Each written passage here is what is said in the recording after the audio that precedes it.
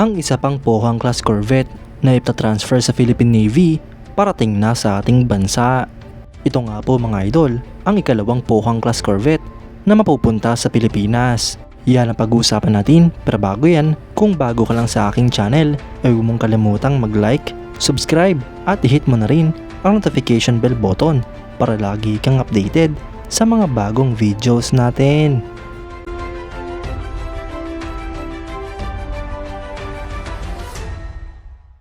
Mga idol, ayon nga po sa ating sources ay malapit na nga pong dumating sa ating bansa ang isa pang Pohang class corvette mula South Korea. Matagal na nga po dapat dumating sa ating bansa ang barkong ito mga idol, lalo pat inaprobahan na ng South Korea ang pag-transfer nito.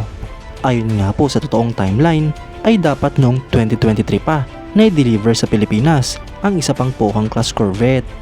Ngunit dahil nga po sa mga delay ay natagalan ang pag-transfer ng barko. Ngunit ngayon nga po mga idol ay inaasahan na ngayong 2024 ay inaasahan na nga po ang pagdating ng Pohang class corvette na ito.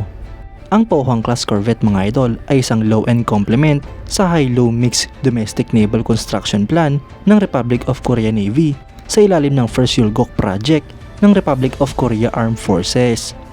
Ito nga po ay original na plinano bilang batch 2 ng production ng Donghae class corvette. Ngunit marami nga po nagbago sa overall design ng barkong ito, tulad ng pag-apply ng hull design sa Ulsan class frigate na reclassified ship ng sarili nitong class.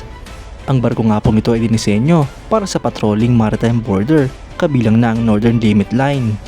Kasama rin sa trabaho ng barkong ito ang pagprotekta sa littoral zone at pag-combat sa North Korean vessels.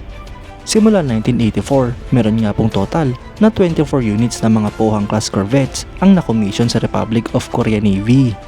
Habang sinimulan naman nila na i-decommission ang mga barko noong 2009 at pinalitan na nga po ito ng series ng FFX program. Noon nga pong 2023 ay meron pang 5 na mga Pohang class corvette ang nagsiservisyo sa Republic of Korea Navy. Habang 7 naman ang nai-transfer na sa iba't ibang mga bansa. Ang barkong ito mga idol ay may displacement na 950 tons kapag empty habang 1,220 tons naman kapag full load. Ang barko nga pong ito ay may habang 88.3 meters, beam na 10 meters at draft na 2.9 meters. Ito naman nga po ay may propulsion na isang GE-LM 2500 gas turbine engine at dalawang MTU 12V 956 TB82 diesel engine. Meron naman nga po itong maximum speed na 32 knots at cruising speed na 15 knots. Sa range naman ay meron nga po itong maximum range na 4,000 nautical miles at may crew nga po ito na 75. Kumpleto nga po ito sa sensors and processing systems tulad ng combat management system, fire control system and radar, fire control radar, surface search radar, optronic director at sonar. Sa armament naman mga idol ay meron nga po itong primary gun na isang Otto Melara 76mm cannon para sa batch 2 habang dalawang Otto Melara 76mm cannon naman simula batch 4 hanggang 6.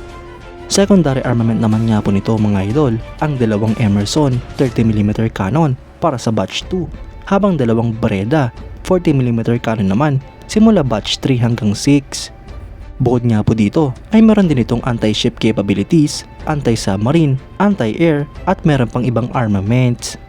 Bukod nga po sa South Korea, ang mga bansang mag-ooperate ng Pohang class corvette ay ang Colombia na may isa, Egypt na may isa, Peru na may 2, Pilipinas na magkakaroon na ng 2 at Vietnam na meron ding 2. Magta-transfer nga rin po ng 3 Pohang class corvette ang South Korea sa Indonesian Navy. Mga idol, konti na nga lang po ang ating aantayin at darating na sa Pilipinas ang ikalawang Pohang class corvette ng Philippine Navy. Dagdag armas nga po ito para sa ating bansa, lalong-lalo na't umiinit ang tensyon sa West Philippine Sea. Bukod nga po sa mga segunda manong barkong ito mga idol, ay meron ng 2 bagong corvette na binili ang Pilipinas mula rin sa South Korea. Kapag natapos at na-deliver na nga po ang 2 barkong ito, ay magkakaroon tayo ng total na 4 na mga corvettes. Kayo mga idol, anong masasabi nyo? Comment down below for your thoughts and opinions. At yan nga lang po ang pag-uusapan natin ngayon mga idol. Maraming salamat sa panonood. Huwag nyo rin kalimutang mag-like at subscribe bilang suporta sa ating channel. Mabuhay kayo mga idol!